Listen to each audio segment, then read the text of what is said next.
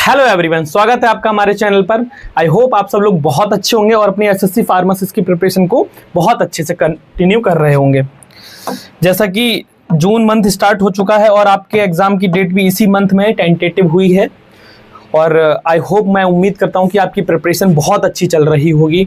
और जैसा कि आप लोग जो लोग हमारे साथ चैनल पर जुड़े हुए हैं उनको कंटिन्यूस लेक्चर देखने को मिल रहे होंगे और वो लेक्चर्स आप अगर कंटिन्यू देखते हैं, प्रिपरेशन अपनी कर रहे हैं तो उनसे आपको बहुत ज़्यादा हेल्प मिल रही होगी। आप देख पा रहे होंगे कि ये सारा का सारा सिलेबस एसएससी के ऊपर बेस्ड है और हम उन्हीं एसएससी के सिलेबस के बेस्ड सिलेबस पर ही वीडियोस बना रहे हैं और आपके साथ में इंपॉर्टेंट टॉपिक्स के ऊपर एमसीक्यूज लेके आते हैं, पीवाईक्यूज की सीरीज लेके आते हैं। जल्दी ही आपको हमारे चैनल पर अभी एक मॉडल पेपर फिर से देखने को मिलेंगे। हम अभी मॉडल पेपर की भी सीरीज को कंटिन्यू करेंगे और आज के इस इंपॉर्टेंट लेक्चर में ज़्यादा देरी ना करते हुए हम शुरू करेंगे। इससे पहले हमने पार्ट 1 डिस्कस किया था बेसिक्स ऑफ इकोनॉमी के बारे में, वहां से कुछ इंपॉर्टेंट हमने पीवाईक्यूज देखे थे। आज उसी का पार्ट 2 है जिसमें हम कुछ और स्पेसिफिक इंपॉर्टेंट टॉपिक्स के बारे में क्या करेंगे, डिस्कशन करेंगे। जैसे कुछ एमसीक्यूज आपके डिमांड एंड सप्लाई से होंगे, इकोनॉमिक ग्रोथ से देखने को मिलेंगे, इकोनॉमिक डेवलपमेंट से देखने को मिलेंगे एंड सतत विकास, जिसको हम सस्टेनेबल डेवलपमेंट बोलते हैं, जो कि काफ़ी ज़्यादा इंपॉर्टेंट टॉपिक है हमारे इकोनॉमिक सेक्शन से। वहाँ से आपको क्या मिलेंगे, एमसीक्यूज देखने को मिलेंगे। तो देखिए, इकोनॉमिक सब्जेक्ट में या इकोनॉमी की अगर हम क्लास की बात करें उसमें किस तरह के क्वेश्चन एसएससी में बनते हैं और क्या पैटर्न उनका रहता है, उसी के हिसाब से पूरा का पूरा लेक्चर डिज़ाइन किया गया है। तो चलिए, और ये जो लेक्चर है आपको दोनों लैंग्वेज में देखने को मिलेगा। तो वो लोग जो हिंदी मीडियम से तैयारी कर रहे हैं उनके लिए भी आसानी रहेगी, वो लोग जो इंग्लिश को समझते हैं उनके लिए भी आसानी रहेगी। ठीक है, तो पहला सवाल है, according to the law of demand what is the relationship between price of good and its quantity demanded assuming other factor remain constant. Hindi में अगर हम कहें, मांग के नियम के अनुसार यदि अन्य कारक स्थिर रहें तो किसी वस्तु की कीमत और उसकी मांगी गई मात्रा के बीच में क्या संबंध होता है। सिंपल से समझिए, अगर बाकी के कारण क्या रहते हैं, आपके स्थिर रहते हैं, और जब किसी वस्तु की कीमत और उसकी मांगी गई मात्रा के बीच में क्या संबंध होता है। फॉर एग्जाम्पल, अगर किसी चीज की डिमांड बढ़ जाए और उसकी सप्लाई क्या हो जाए, कम हो जाए, सप्लाई कम हो जाए, और इनका रिलेशन डायरेक्टली आपके प्राइस से भी होता है। अगर किसी चीज की डिमांड बढ़ गई है और सप्लाई कम हो गई है तो उसके प्राइस ऑटोमेटिकली क्या हो जाएंगे, इंक्रीज हो जाएंगे, क्योंकि लोग उसको मांग तो बहुत रहे हैं, मार्केट में किसी पर्टिकुलर चीज की डिमांड तो बहुत हो गई है लेकिन सप्लाई हमें उतनी नहीं मिल पा रही है जितनी एक मार्केट की डिमांड है, तो ऑटोमेटिकली प्राइस क्या हो जाएंगे, इंक्रीज हो जाएंगे। लेकिन अगर हम यहीं पर ऑपोजिट समझे उसका, कि अगर सप्लाई इंक्रीज हो जाए और उस सप्लाई अगर इंक्रीज हो गई तो क्या होगा, तो बहुत ज़्यादा एक्सेस या क्वांटिटी बहुत ज़्यादा बढ़ जाएगी किसी चीज़ की, तो यहाँ पर डिमांड क्या है, कम हो जाएगी, और साथ ही साथ डिमांड कम होने पर इसके प्राइस भी क्या हो जाएंगे, कम हो जाएंगे अल्टीमेटली। और ये कई गुड्स पर डिपेंड करता है, कौन कौन सी गुड्स हैं। तो अल्टीमेटली अगर हम देखें तो इन दोनों के बीच का जो रिलेशन है वो इसका नेगेटिव रिलेशन है, यानी कि एक दूसरे के चेंजेस में आने पर एक दूसरे के ऊपर ये नेगेटिव इफेक्ट डालते हैं। तो जब कभी इन सब की बात करी जाए तो यहाँ पर इसका कैसा एक्शन देखने को मिलेगा, हमें विपरीत या प्रतिलोम एक्शन हमें देखने को मिलता है। ठीक है, मांग का नियम ये बताता है कि कीमत और मांगी गई मात्रा के बीच में एक विपरीत संबंध होता है। अन्य बातें समान रहने पर जैसे जैसे कीमत बढ़ती है मांग घटती है, और इसके विपरीत ये हमें इफेक्ट देखने को मिलता है। यहाँ तक अब ये जो सेक्शन है पूरा, यहाँ से जैसे क्वेश्चन बनते हैं तो ये सारी की सारी चीजें आपके डिमांड एंड सप्लाई सेक्शन से हमें देखने को मिलती हैं। इसमें बहुत सारे ग्राफ्स आते हैं, कैलकुलेशंस आती हैं, वो आपको इकोनॉमिक सेक्शन में देखने को मिलेंगे। अगला सवाल, which of the following is considered the best indicator of economic growth of country। जैसे कि कई टर्म्स आपको देखने को मिलेंगे इकोनॉमी सेक्शन में, जैसे कि इकोनॉमिक ग्रोथ की अगर हम बात कर रहे हैं, ठीक, या फिर इकोनॉमिक डेवलपमेंट की बात कर रहे हैं, डेवलपमेंट की बात करें, इस तरह के काफी सारे फैक्टर देखने को मिलेंगे। तो निम्नलिखित में से किस देश की आर्थिक वृद्धि यानी कि इकोनॉमिक ग्रोथ का सबसे अच्छा संकेत या संकेतक किसे माना जाता है। यानी कि अगर हम बात करें कि किसी भी कंट्री की इकोनॉमिक ग्रोथ हो रही है तो तो कौन सा ऐसा इंडिकेटर है जो ये रिप्रेजेंट करेगा कि उस कंट्री की ग्रोथ हो रही है, आर्थिक वृद्धि उसकी हो रही है? तो क्या नॉमिनल जीडीपी या नाम मात्र जीडीपी होगा, या हम रियल जीडीपी की बात करेंगे तो वास्तविक जीडीपी को हम कैलकुलेट करते हैं ग्रॉस नेशनल हैप्पीनेस इंडेक्स। ये हमारी सकल राष्ट्रीय खुशी होती है जो सतत यानी कि सस्टेनेबल डेवलपमेंट के लिए एज अ की फैक्टर इंडिकेटर या सांकेतिक माना जाता है। लेकिन अगर हमें किसी देश की इकोनॉमिक ग्रोथ के बारे में देखना है तो उसकी real GDP consider as a indicator कि इस देश की क्या है, इकोनॉमिक ग्रोथ हो रही है, उसकी रियल जीडीपी में इजाफा हो रहा है, उसके रियल जीडीपी में ग्रोथ देखने को मिल रही है। इन्फ्लेशन रेट, मुद्रास्फीति क्या है, उसकी जीडीपी में डिक्रीमेंट देखने को मिलेगा कि वहां पर महंगाई बहुत ज्यादा बढ़ जा रही है, यानी कि उनकी जीडीपी बहुत अच्छा परफॉर्म नहीं कर रही है। क्लियर है यहां तक? अगला सवाल, अगर वास्तविक जीडीपी, जो इसका करेक्ट आंसर है, आर्थिक विकास का सबसे सटीक संकेतक है क्योंकि यह मुद्रास्फीति मूल्य परिवर्तन के लिए समायोजित उत्पादन किए गए वस्तुओं और सेवाओं के कुल मूल्य को मापता है। यानी कि real GDP is the most accurate indicator of economic growth because it measure the total value of goods and services produce adjust for inflation. यानी कि इन्फ्लेशन के बाद जो भी हमारी चीजें प्रोड्यूस हुई हैं उनके इकाइयों के अंक को मापता है, जिसके बेसिस पर हम रियल जीडीपी का कैलकुलेशन लगा पाते हैं और ये देखते हैं कि किसी देश की जो ग्रोथ है, इकोनॉमिक ग्रोथ है, वो रियल जीडीपी के हिसाब से कितनी हमें देखने को मिलती है। चलो अगला सवाल, economic development differs from economic growth because it includes. देखिए दोनों टर्म्स अलग हैं, जैसे कि मैंने आपको बताया, इकोनॉमिक डेवलपमेंट और इकोनॉमिक ग्रोथ, यानी कि आर्थिक वृद्धि या हम बात करें आर्थिक विकास, दोनों अलग हैं। आर्थिक विकास और एक दूसरे के क्या है, ये इक्वेटोरियल भी है कि जब भी इकोनॉमिक ग्रोथ होगी तो इकोनॉमिक डेवलपमेंट होगा। लेकिन ऐसा नहीं कह सकते कि इकोनॉमिक ग्रोथ होने की वजह से इकोनॉमिक डेवलपमेंट होगा ही होगा। मान लेते हैं किसी व्यक्ति की आय बहुत ज़्यादा बढ़ गई है, यानी कि उसकी इकोनॉमिक ग्रोथ हमें देखने को मिली है, इकोनॉमिक ग्रोथ उसकी बहुत ज़्यादा हो गई है, तो अब उसका क्या होगा, आर्थिक विकास भी होगा, वो अच्छी चीज़ें परफॉर्म करेगा, अपने लिए बचत करेगा, बहुत सारी चीज़ें परिवार के लिए भी करेगा, नेचर के लिए भी देखेगा, तो उसमें हम क्या मानेंगे, उसके अंदर इकोनॉमिक डेवलपमेंट भी हो रहा है, यानी कि वो अपने धन को सही तरीके से यूज़ कर रहा है, पॉजिटिवली यूज़ कर रहा है। तो यहाँ पर ज़रूरी नहीं है, इनको अगर हम मेन डिफरेंस की बात करें तो सिर्फ क्या क्वान्टिटेटिव चेंजेस होते हैं, क्वान्टिटेटिव चेंजेस सिर्फ ग्रोथ की वजह से हम देखें तो हमें देखने को मिलेंगे। क्या इकोनॉमिक ग्रोथ से सिर्फ नेशनल इनकम इंक्रीज होती है, क्या ये एक सिंगल डिफरेंस है, या हम बात करें कि आपका क्वालिटेटिव एंड स्ट्रक्चरल चेंजेस हमें देखने को मिलते हैं। देखिए इकोनॉमिक ग्रोथ का सिंपल मीनिंग ये है कि किसी देश की ग्रोथ जो है वो इतनी ज़्यादा हो गई है कि उसके जो वहाँ के लोग हैं उनके पास अच्छा खासा पर कैपिटा इनकम हो गया है, वहाँ की चीज़ों में काफ़ी ज़्यादा आपको सुधार देखने को मिल रहा है, ये सारी चीज़ें हमें देखने को मिलती हैं। लेकिन अगर वहाँ के लोगों के अंदर पॉजिटिव चेंजेस आ रहे हैं, अलॉन्ग विद नेचर की सारी चीज़ें आ रही हैं, पॉवर्टी कितना कम हुई है, इन्फ्लेशन कितना कम हुआ है और नेचुरल चीज़ें कैसे इंप्रूव हुई हैं, वो आपका इकोनॉमिक डेवलपमेंट है। वहाँ की शिक्षा कैसी है, वहाँ के पॉपुलेशन का मैनेजमेंट कैसा है, वो सब इकोनॉमिक डेवलपमेंट के अंडर में हमें देखने को मिलता है। ठीक है, तो क्वालिटेटिव एंड स्ट्रक्चरल चेंजेस आपके इकोनॉमिक डेवलपमेंट के पार्ट हैं, जबकि आर्थिक वृद्धि एक मात्रात्मक अवधारणा है, जीडीपी में कितनी वृद्धि हुई है। आर्थिक विकास व्यापक गुणात्मक अवधारणा, इसमें जीवन स्तर, स्वास्थ्य सेवा, शिक्षा में सुधार, गरीबी में कमी, ये सारे के सारे इकोनॉमिक डेवलपमेंट का पार्ट है। मोस्टली जितने भी हमारे डेवलपिंग कंट्रीज हैं, डेवलपिंग कंट्रीज जो हैं वो आपके इकोनॉमिक डेवलपमेंट पे क्या करते हैं, इकोनॉमिक डेवलपमेंट पे ही सबसे ज़्यादा फोकस करते हैं, और जबकि जितने भी आपके डेवलप कंट्रीज हैं वो आपके इकोनॉमिक ग्रोथ पर फोकस करते हैं। ये भी एक इंपॉर्टेंट फैक्टर है। अगला सवाल, how many sustainable development goals were adopted by the United nation in 2015।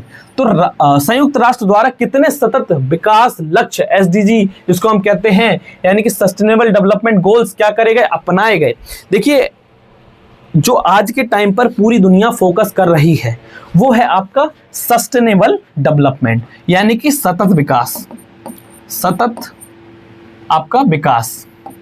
सतत विकास कहने का क्या मतलब है, देखिए सतत विकास को अगर एक सिंपल लैंग्वेज में हम कहें, इसके लिए काफ़ी ज़्यादा एक ब्रुकलिन रिपोर्ट जो है वो काफ़ी ज़्यादा क्या हुई थी, कॉमन हुई थी, और इसके लिए एक टर्म बहुत ज़्यादा फेमस हुआ था, आवर कॉमन फ्यूचर।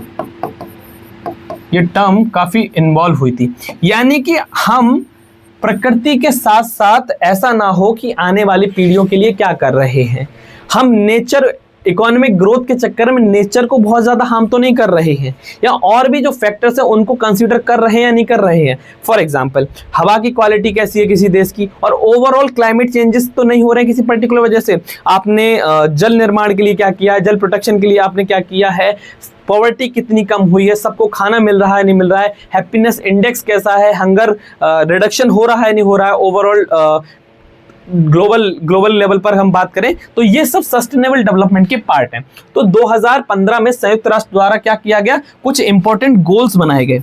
ठीक है, अब ये इंपॉर्टेंट गोल्स बहुत सारी चीजों पर क्या करते हैं, फोकस करते हैं, और इनका जो कहा जाए इंपॉर्टेंट गोल्स है, इनको 2030 तक पूरा करने का इनिशिएटिव या वादा भी किया गया है। इसके अंदर बहुत सारे फैक्टर्स आते हैं, zero hunger policy, climate change को प्रोटेक्ट करना है, एनवायरमेंट को प्रोटेक्ट करना है, और सबके पास इक्वल राइट होना चाहिए, वॉर कम होना चाहिए, ये सारे के सारे गोल्स अपनाए गए। और यहाँ पर ये टोटल जो गोल्स थे, इनके 17 गोल्स थे जो आपके क्या कहा गया, संयुक्त राष्ट्र संघ, जहां पे कई राज्यों ने अपनाए गए सतत विकास के लिए 2030 तक का ये एजेंडा, जिसमें शांति समृद्धि के लिए एक साझा खाका, इसमें मूल कुल 17 सतत विकास लक्ष्य हैं। इनके बारे में हमने थ्योरी में काफी ज्यादा अच्छे से एक्सप्लेन किया है, तो आप डाउनलोड कर सकते हैं हमारा ऐप ब्रेनडेस्क EDU, उसके अंदर हम इनके बारे में काफी ज्यादा डिटेल में कवर किया है। ठीक है,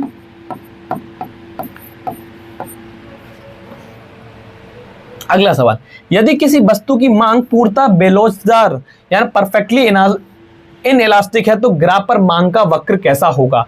डिमांड एंड सप्लाई के रूल्स में फिर से आ जाता है, ये कहानी हमें यहाँ पर देखने को मिलती है। क्या होगा कि अगर किसी भी वस्तु की मांग परफेक्टली इनइलास्टिक है तो ग्राफ पर क्या मांग होगा, यानी कि हम यहाँ पर उन वस्तुओं की बात कर रहे हैं कि अगर उसके प्राइस में इंक्रीमेंट भी हो जाता है पर भी उसकी डिमांड में कमी नहीं होती है, यानी कि ऐसी मेडिसिन की बात कर लेते हैं, ऐसे गुड्स जिनके प्राइस में फ्लक्चुएशन होने की वजह से भी क्या है, उसकी मांग में कमी नहीं होने थी, या हम इन्हें क्या कह सकते हैं, इमरजेंसी गुड्स भी कह सकते हैं, इंपॉर्टेंट गुड्स भी कह सकते हैं, जिनकी कमी कभी नहीं होती है। तो अगर हम इसको कर्व के बेसिस पर देखें तो यहाँ पर क्या होगा, पैरेलल टू वाई एक्सिस, यानी कि पैरेलल टू वाई एक्सिस कहने का मतलब यहाँ पर सिंपल सा इतना है कि पूर्णतः बेलोचदार मांग होने के बाद भी, लोच का अर्थ होता है जीरो, का अर्थ है कि कीमत में बदलाव की परवाह किए बिना मांगी गई मात्रा नहीं बदलती, जैसे जीवन रक्षा दवाएं। ग्राफ ये डिपेंड करता है कि अगर आपकी चीजें बढ़ भी रही हैं तो उतनी ही डिमांड आपकी इंक्रीज होगी।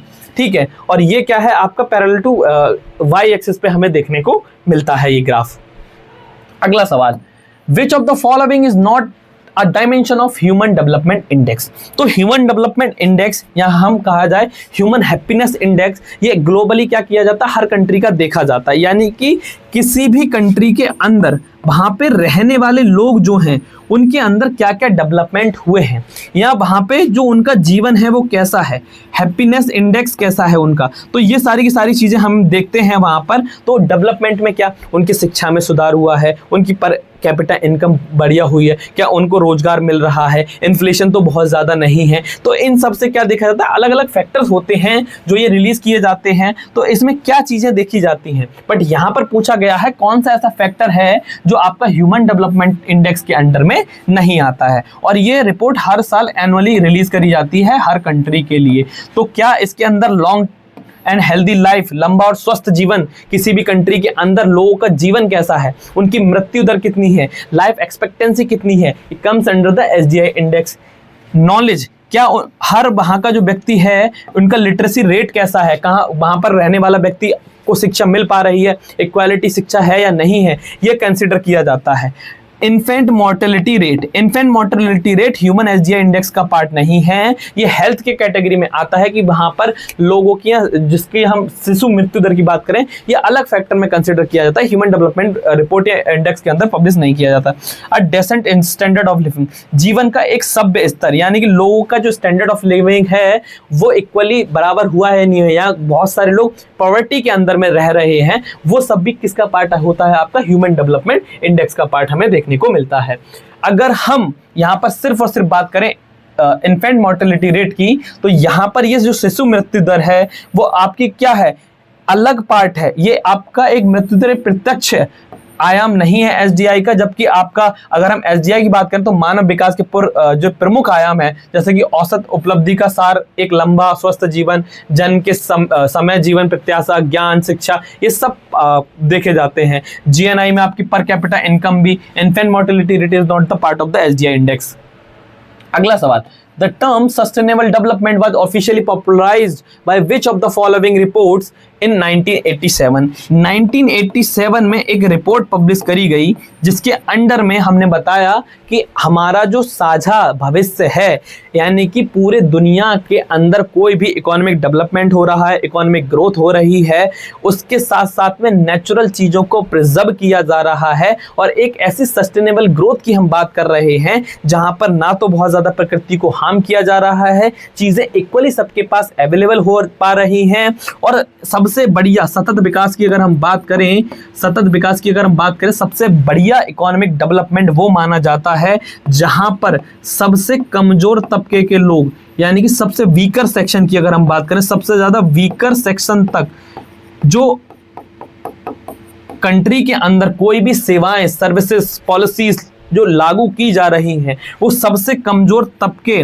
के व्यक्ति तक पहुंच पा रही हैं, और इसके साथ साथ जो अलग चीज़ें हैं, नेचुरल चीज़ें हैं, क्लाइमेट चीज़ें हैं, बायोडाइवर्सिटी वाली चीज़ें हैं, उनको भी प्रिजर्व किया जा रहा है, या सिर्फ और सिर्फ इकोनॉमिक ग्रोथ के चक्कर में आप क्या कर रहे हैं? सब कुछ बर्बाद करते चले जा रहे हैं, उनकी आपको कोई परवाह नहीं है। तो this is not the part of the sustainable development. तो 1987 में एक रिपोर्ट रिलीज करी गई और उस रिपोर्ट के बिहाफ पर ये बताया गया। उस रिपोर्ट को हम क्या कहते हैं? द ब्रिटलैंड रिपोर्ट कहते हैं, ब्रिटलैंड रिपोर्ट कहा जाता है। इसके बारे में अगर हम बात करें, सतत विकास की अवधारणा को 1987 में ब्रिटलैंड आयोग पर्यावरण और विकास पर विश्व आयोग द्वारा अपनी रिपोर्ट हमारा साझा भविष्य, आवर कॉमन फ्यूचर में परिभाषित किया गया था। इसके अकॉर्डिंग हमें सिर्फ और सिर्फ इकोनॉमिक ग्रोथ और डेवलपमेंट में नहीं भाग लेना है, यानी कि हमारा इस पृथ्वी के ऊपर या हमारी आने वाली फ्यूचर जनरेशन के ऊपर एक हमारा क्या है? कर्ज है। हमें उसको देखते हुए ही अपने कंट्री के अंदर विकास करना है। ये सब हमारे लिए उदाहरण, तो ये सारी की सारी चीज़ें सतत विकास के अंदर में आती हैं। अगला सवाल, यदि चाय की कीमत काफी बढ़ जाती है तो कॉफी की मांग वक्र पर क्या प्रभाव पड़ेगा? If the price tea increase significantly what will happen to the demand of curve of coffee? अगर आपकी सिंपल सी हम बात करें, चाय की डिमांड बढ़ गई है तो यहां पर कॉफी की डिमांड में भी इजाफा आपको देखने को मिलेगा, और जब इजाफा देखने को मिलेगा तो यहां पर क्या हो जाएगा? कर्व जो है आपका राइट की तरफ शिफ्ट हो जाएगा, दाएं की ओर खिसकेगा। यानी कि चाय और कॉफी स्थान पत्र वस्तु हैं, ये सब्स्टिट्यूट गुड्स हैं। चाय की जगह पर क्या लोग कर सकते हैं? कॉफी पी सकते हैं, तो इनको हम सब्स्टिट्यूट गुड्स की कैटेगरी के अंदर रखते हैं।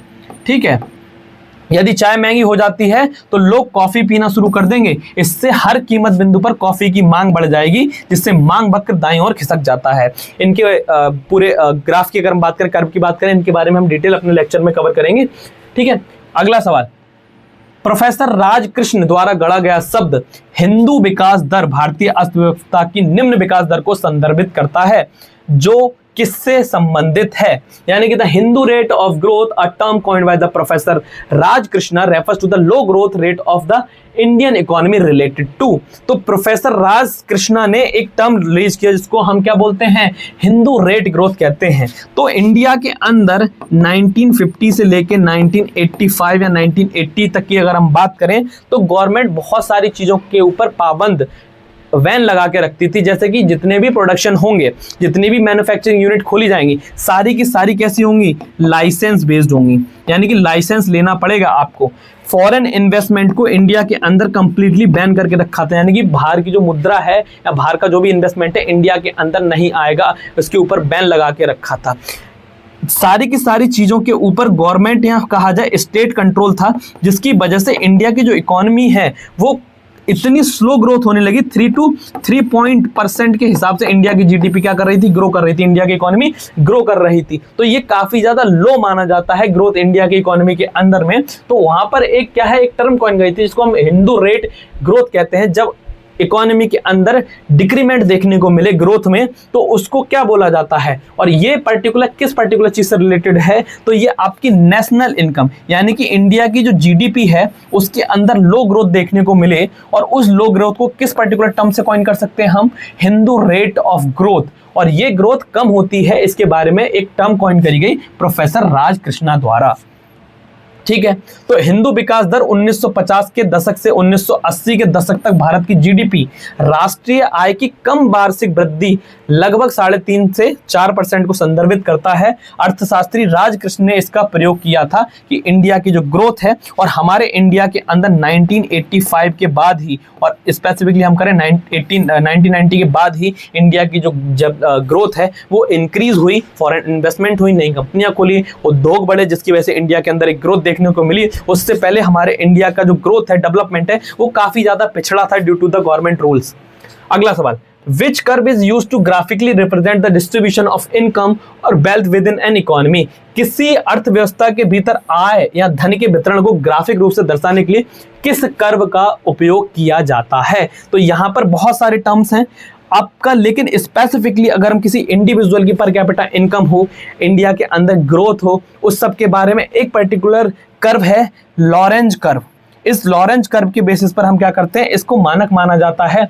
लॉरेंज वक्र आय समानता या धन असमानता एक ग्राफिकल प्रतिनिधित्व है। वक्रपूर्ण समानता की रेखा से जितना दूर होता है उतनी असमानता बढ़ती है। इसको और सिंपल लैंग्वेज में समझते हैं कि इक्वली कोई भी चीज हुई, गवर्नमेंट के द्वारा हर किसी के पास में चीजें इक्वली पहुंचाई गई, नहीं पहुंचाई गई, किस तबके के अंदर कमी हुई, और जब ये क्या हो जाता है, इनइक्वालिटी बढ़ जाती है, इनइक्वालिटी बढ़ जाती है, तो उसको नापने के लिए एक पर्टिकुलर कर्व होता है जो ये डिटरमाइन करता है, डिनोट करता है, जिसको हम लॉरेंज कर्व बोलते हैं। क्लियर है यहां तक? अगला सवाल, सकल राष्ट्रीय उत्पाद यानी कि जीएनपी सकल घरेलू उत्पाद से भिन्न है क्योंकि इसमें शामिल है, यानी कि gross national product GNP differs from the gross domestic product bye including. तो जीडीपी आपको बहुत अच्छे से समझ में आता होगा। सकल घरेलू उत्पाद भारत की सीमा के अंदर, या हम स्पेसिफिकली बात कर रहे हैं हमारे भारत के अंदर, भारत की सीमाओं के अंदर प्रोड्यूस करे जाने वाले गुड्स रिसोर्सेज, कोई भी चीज, फॉर एग्जांपल अगर हमारे इंडिया के अंदर 100 करोड़ रुपए का क्या हुआ, प्रोडक्शन हुआ, तो ये इंडिया की क्या हो गई, 100 करोड़ रुपए की जीडीपी हो गई, यानी कि हमारे इंडिया के अंदर प्रोड्यूस करे जाने वाला टोटल इनकम 100 करोड़ है। तो ये आपकी क्या है, जीडीपी कहलाई जाएगी। लेकिन अगर इंडिया के अंदर, और यहां पर जरूरी नहीं है कि आपकी विदेशी कंपनियां हो चाहे इंडियन कंपनियां हो, लेकिन इंडिया की सीमा के अंदर कोई भी प्रोडक्शन हुआ है, इंडिया की सीमा के अंदर कोई भी ग्रोथ हुई है, it will consider as a GDP. But अगर हम यहां पर जीएनपी की बात करें तो जीएनपी क्या है, ये है net factor income from abroad, यानी कि NFIA, net factor income from abroad. अगर हमारे इंडिया के कुछ लोग बाहर क्या कर रहे हैं, वर्क कर रहे हैं, और वर्क करने के बाद में वो इंडिया के अंदर क्या भेजते हैं, पैसा भेजते हैं। जैसे कि इंडिया के अंदर से बाहर जो काम कर रहे हैं उन लोगों ने भारत के अंदर 100 करोड़ रुपए भेजा, और भारत के अंदर काम कर रहे लोगों ने क्या किया, 40 करोड़ रुपए बाहर विदेशों में भेज दिया। तो यहां पर अगर हम बात करें, बाहर से जो पैसा आया 100 माइनस 40, तो हमारे इंडिया का अंदर जो आपका क्या है, जीएनपी कितना बनेगा, जीएनपी बनेगा 60 करोड़, और 60 करोड़ रुपए बनने के बाद में, यानी कि जीएनपी प्लस आपका जीडीपी, और यहां पर कितना टोटल 100 करोड़ रुपए का ये कमाई हुआ था, प्लस 60 करोड़ रुपए का बाहर से पैसा आया, तो इंडिया की टोटल जीडीपी कितना हो जाएगी, 160 CR। It is the difference between the GDP and GNP. तो यानी कि नेट फैक्टर इनकम अब्रॉड से जो आती है वो आपकी इससे रिलेटेड है। जीडीपी किसी भी देश की भौगोलिक सीमाओं के भीतर उत्पादन को मापता है, जीएनपी किसी भी देश के नागरिकों द्वारा उत्पादन को मापता है, चाहे वे कहीं भी हो, यानी कि जीएनपी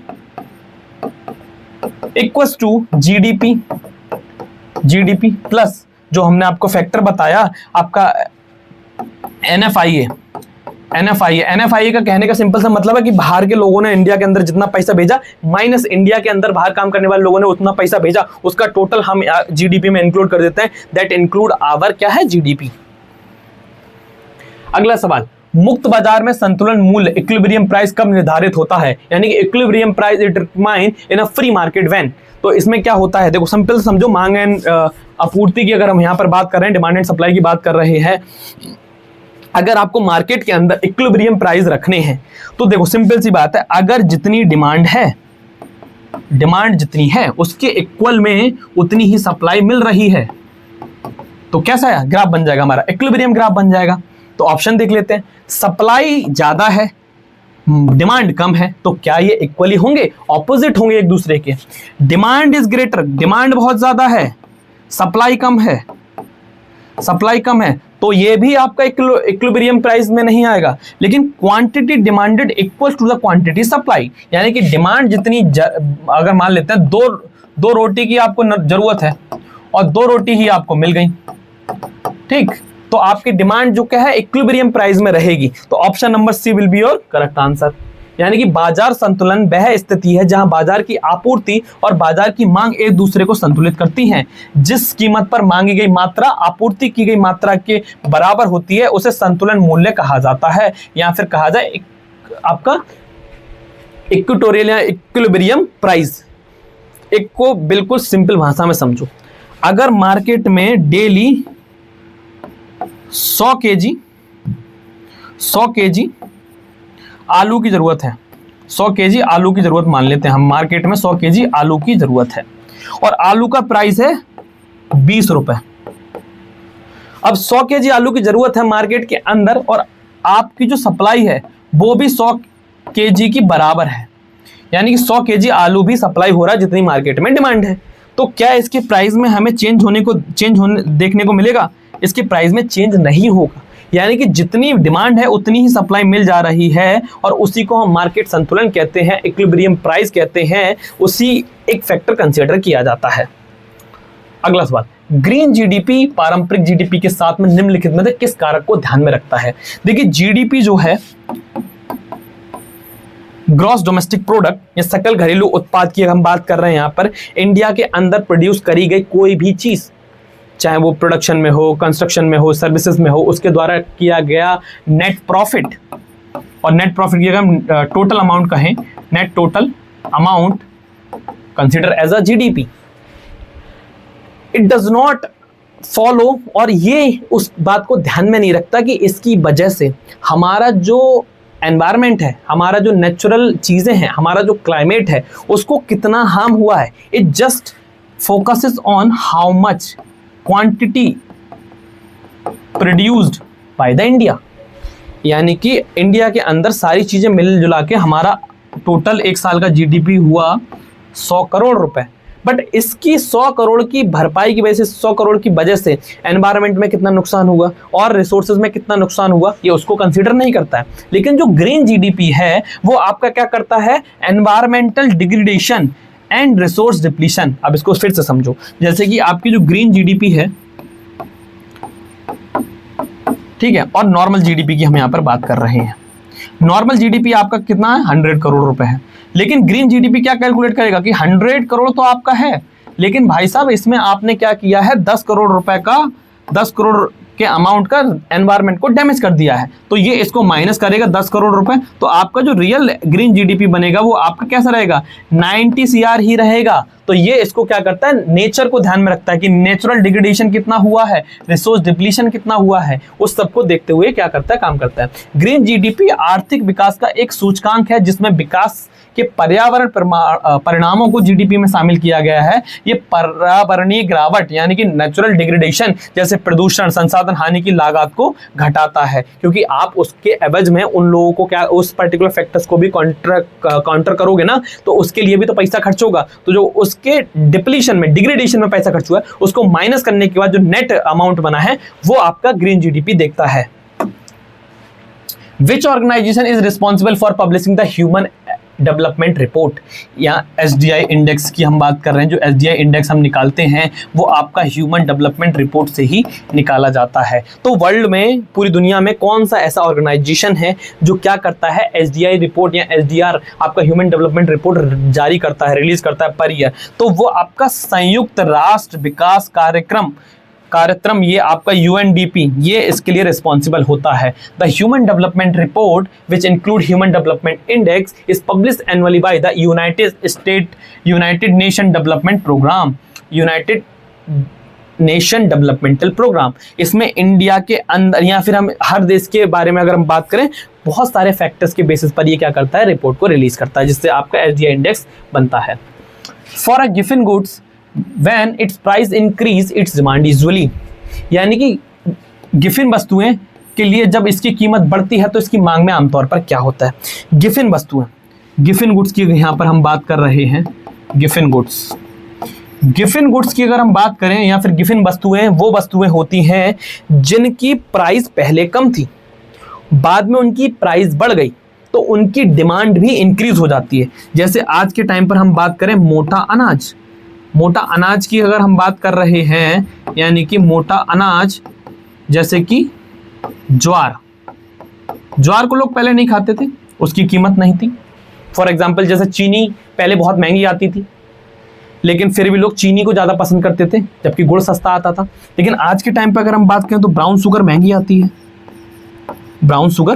आती है, लेकिन इसकी डिमांड फिर भी इंक्रीज है, क्योंकि अगर जो इंफीरियर गुड्स होते हैं उनकी क्या हो जाती है, प्राइस बढ़ जाती है, तो उनका एक्सेप्टेंस रेट, उनकी डिमांड और ज़्यादा बढ़ जाती है, क्योंकि अब लोग क्या होने लगे हैं, हेल्थ कॉन्शियस होने लगे हैं। उससे पहले हेल्थ कॉन्शियस नहीं थे, हेल्थ के लिए करने लगे। यानी कि ऐसे गुड्स जो कि इंफीरियर हैं पर उनकी डिमांड में कमी नहीं होती है, इफ प्राइस विल इंक्रीज, तो उनको हम क्या बोलते हैं, आमतौर पर इनकी डिमांड जो है वो क्या हो जाती है, इंक्रीज हो जाती है।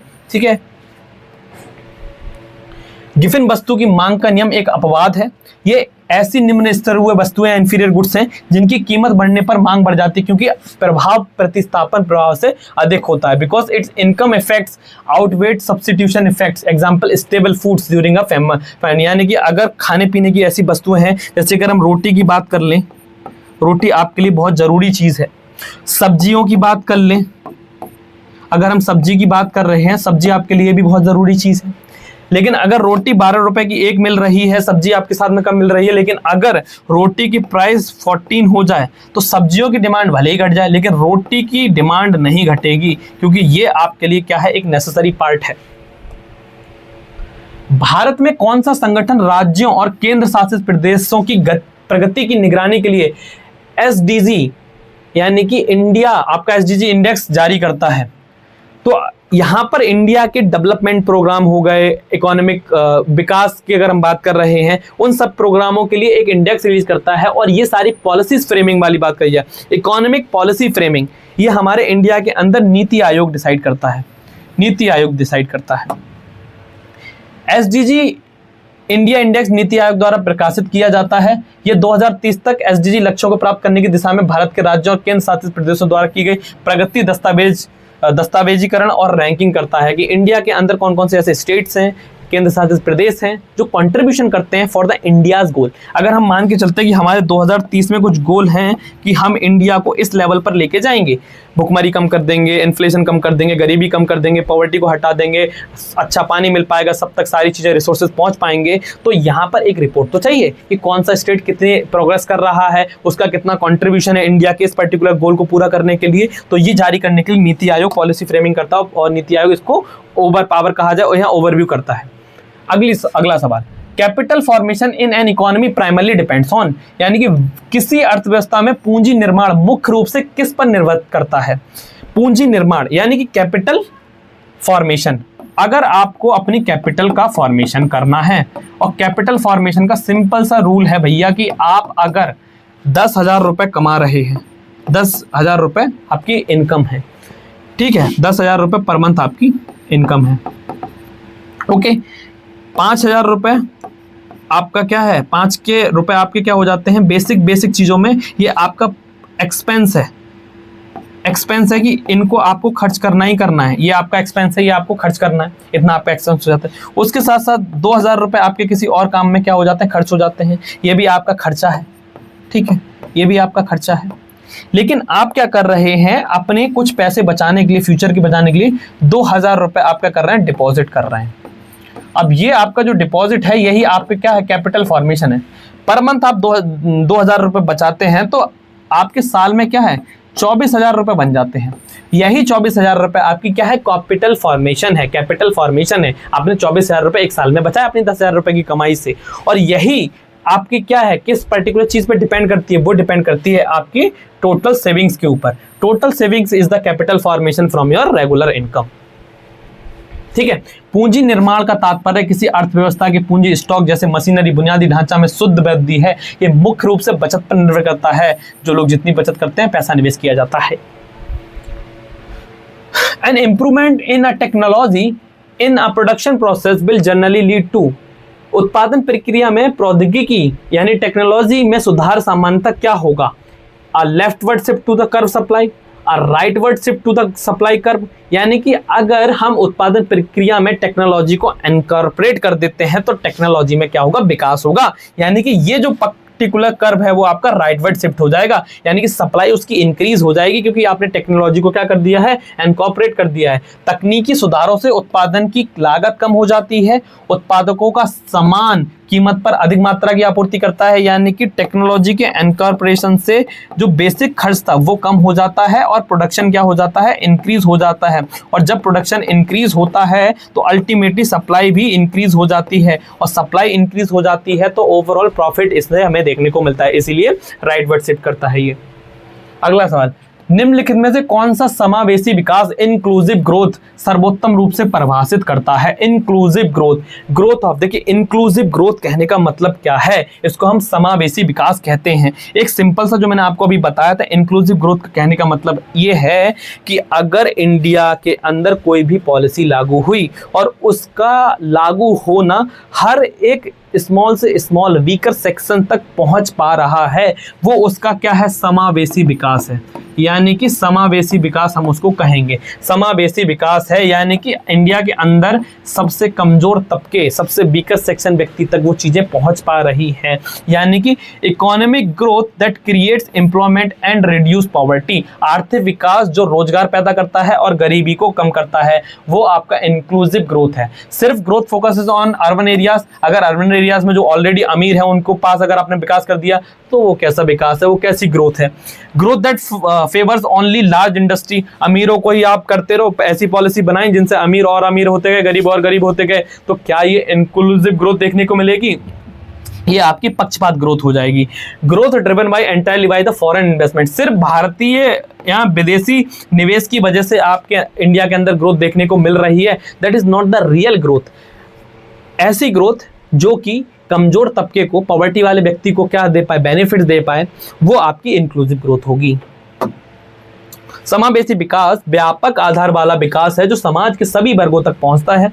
यह रोजगार सृजन, असमानताओं को कम करने और हाशिए पर रहने वाले समुदाय यानी गरीब कम करने के उत्थान पर केंद्रित है। यानी कि आपके ऐसे तबके के व्यक्ति तक यहाँ पर विकास पहुंचता है जिसको पहुंचने की सबसे ज्यादा नीड है, सबसे ज्यादा नेसेसिटी है। Goods that people buy more when their price increase because they act as a status symbol। बहुत ही आसान लैंग्वेज में अगर हम समझें, वो वस्तुएं जिनके प्राइस बढ़ने पर उनकी डिमांड बढ़ जाती है क्योंकि ये कंसीडर करी जाती हैं as a status symbol, status symbol. और इन्हीं को हम क्या बोलते हैं, वाइट गुड्स भी बोला जाता है, वाइट गुड्स।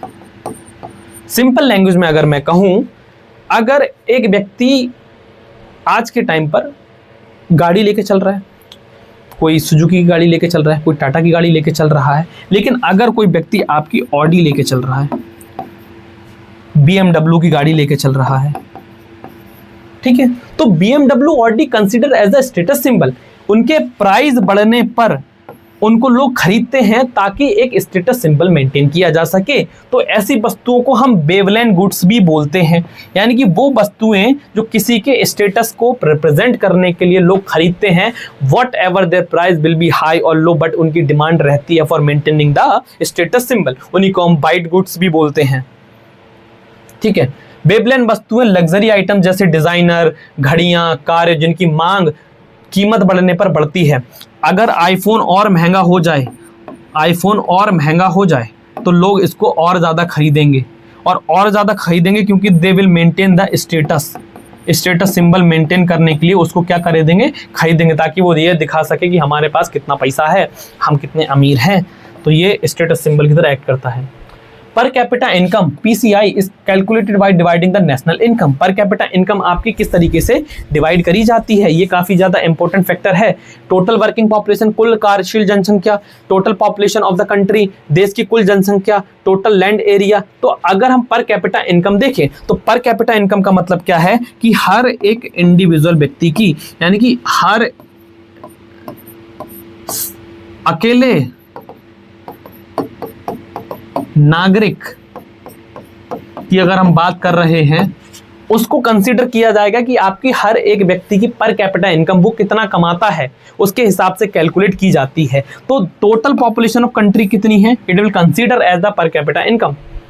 प्रति व्यक्ति आय किसी दिए गए क्षेत्र में प्रति व्यक्ति अर्जित औसत आय को मापती है। इसकी गणना क्षेत्र के कुल आय, राष्ट्रीय आय को उसकी कुल जनसंख्या से विभाजित करके की जाती है। संयुक्त राष्ट्र द्वारा सतत विकास लक्ष्यों को प्राप्त करने के लिए निर्धारित लक्ष्य वर्ष क्या है, तो 2030 में ये लक्ष्य डिसाइड किया गया। 17 गोल्स हैं इसके। ठीक है, 17 सतत विकास लक्ष्यों को उनके 169 जुड़े लक्ष्यों को सन 2015 में विश्व नेताओं द्वारा अपनाया गया था। इन वैश्विक लक्ष्यों को प्राप्त करने के लिए आधिकारिक समय सीमा वर्ष 2030 तक बताया गया है। इसे हम 2030 एजेंडा भी कहते हैं। बहुआयामी गरीबी सूचकांक MPI, यानी कि the concept of multi dimensional poverty index, assesses poverty at individual level by looking at which dimension, की अवधारणाओं के आयामों को देखकर व्यक्तिगत स्तर पर गरीबी का आकलन करती है।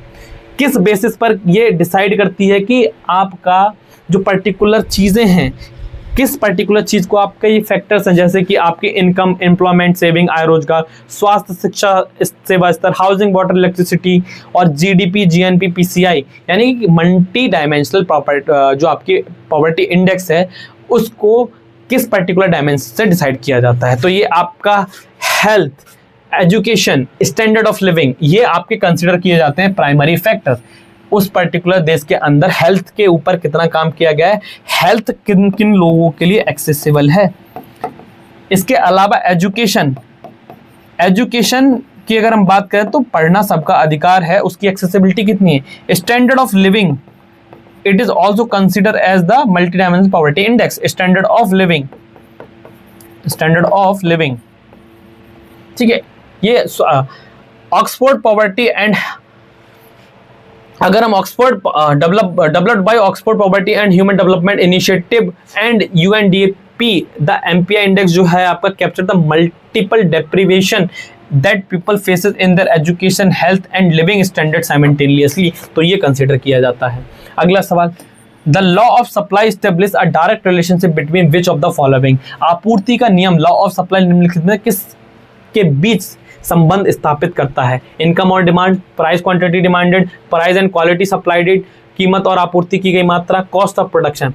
आपूर्ति का नियम किस पर्टिकुलर चीज पे डिपेंड करेगा, ये आपकी प्राइस और क्वांटिटी सप्लाई, यानी कि अगर आप क्या करेंगे, कितने प्राइस पे कितनी क्वांटिटी सप्लाई करी गई है, ये इसके ऊपर सबसे ज्यादा डिपेंड करेगा। आपूर्ति का नियम बताता है कि अन्य कारकों को स्थिर रखने पर भी कीमत में वृद्धि के परिणाम स्वरूप आपूर्ति की गई मात्रा में वृद्धि, और इसके विपरीत ऐसा इसलिए क्योंकि अधिक कीमत का मतलब है अधिक लाभ, जो अधिक उत्पादन को प्रोत्साहित करता है।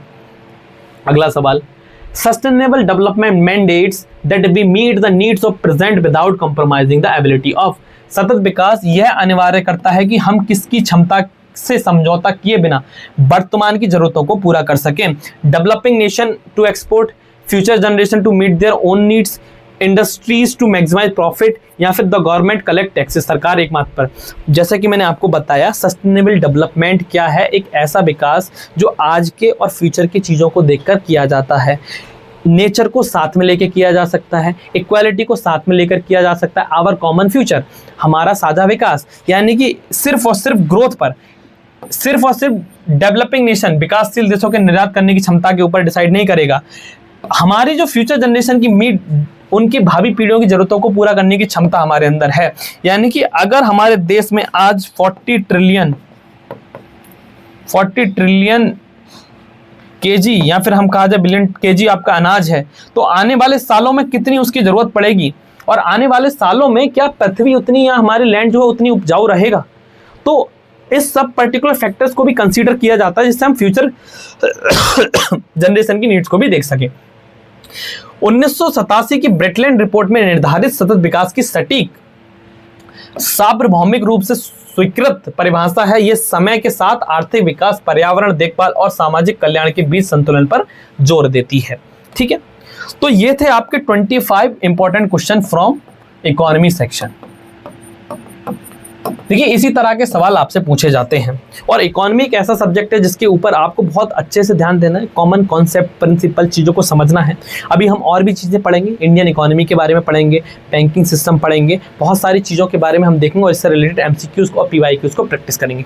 आप जुड़े रहिए हमारे साथ। फॉर फर्दर और मोर इन्फॉर्मेशन के लिए आप डाउनलोड कर सकते हैं हमारा ऐप BrainDesk.edu, जिसके ऊपर क्रैश कोर्स भी अवेलेबल है, टेस्ट सीरीज भी अवेलेबल है, बहुत ही अफोर्डेबल प्राइजेस पर। आप अपनी प्रिपरेशन को और बेहतर कर सकते हैं। Thank you for watching this video.